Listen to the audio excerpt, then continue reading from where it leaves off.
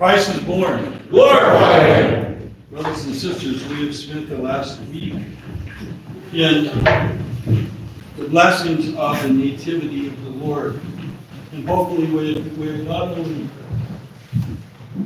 been at peace, but we have spent some time at least contemplating what took place in this world and what took place with us during this last few weeks and during the Nativity fast and the birth of Christ.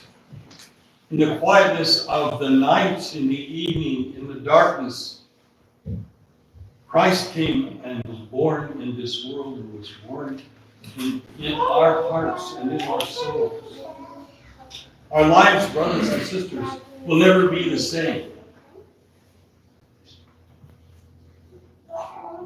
We may not know that. We may not understand that. But Christ changed everything when he was born. And he changed everything on Monday. Do not judge others, for this alone will intercede for us during any judgment before God. Christ teaches us that. Do not judge others. Before God, a repentant sinner is more beloved than a conceited righteous person, and therefore beware of judging. St. Anatoly, one of the Optina elders, said these things. I read these things because if we listen to this story, immediately after the Lord was born, jealousy, envy, desire, love for money, love for power was embodied in Herod, who wanted to seek this young man out. This person that was born in the world, who had been spoken to him as something great had happened by the wise men. He was born in this world and he became very envious and desirous to destroy him so that he could remain what he thought he was, a king. Brothers and sisters, this same thing happens to us when the nativity takes place. We need to be quiet. We need to go within ourselves, to close our lives or our eyes and be quiet and look within. We are the temple of the living God. God is within us. The light and the power of God is within us. The baby Jesus is within us. The Lord of power, crucified and resurrected and ascended, is within us and lives within us. And the devil seeks to destroy all of us. He can't do it because we are protected, we are covered, we are chrismated, we are lit up by the power of God. Yet, we, brothers and sisters, still have within us a fallen nature.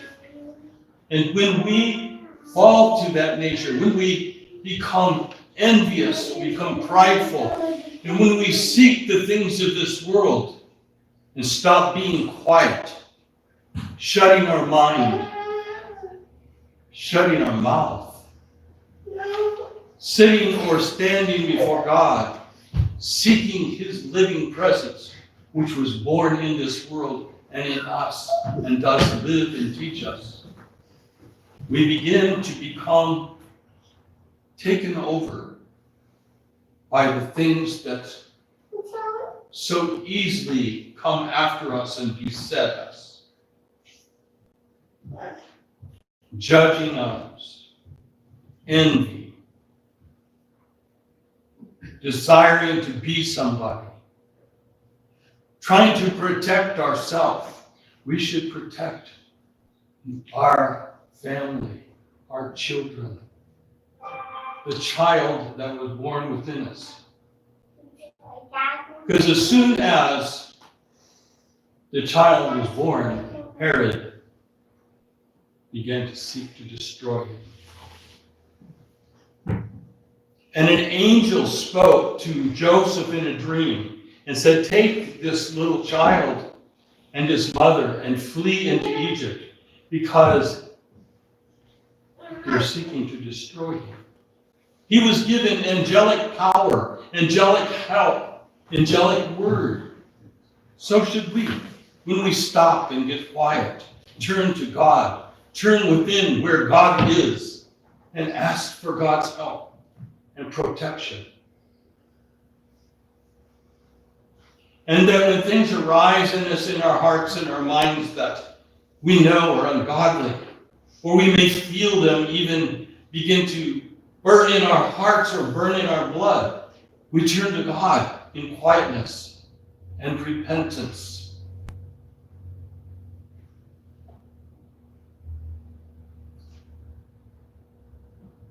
Before God, a repentant sinner is more beloved than a conceited righteous person. And therefore, beware of judging.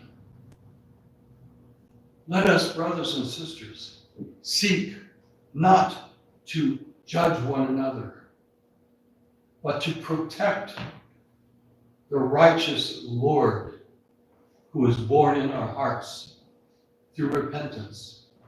Let's not be caught up in this world, seeking power, being jealous, being envious, comparing ourselves with other people, thinking that we should be better than we are, or that we're not given as much due respect as we should have.